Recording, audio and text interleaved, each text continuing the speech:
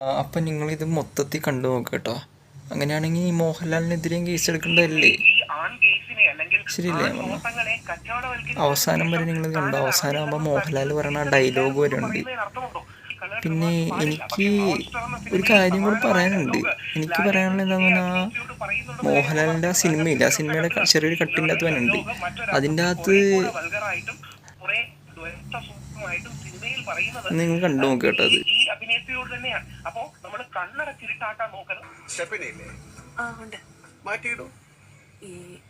സ്റ്റെപ്പിനിയുടെ പണി എനിക്ക് അത്ര അറിയത്തില്ല.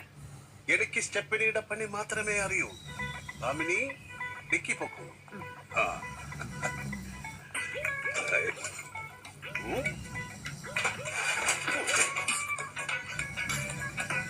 നോക്കി പഠിച്ചോളൂ.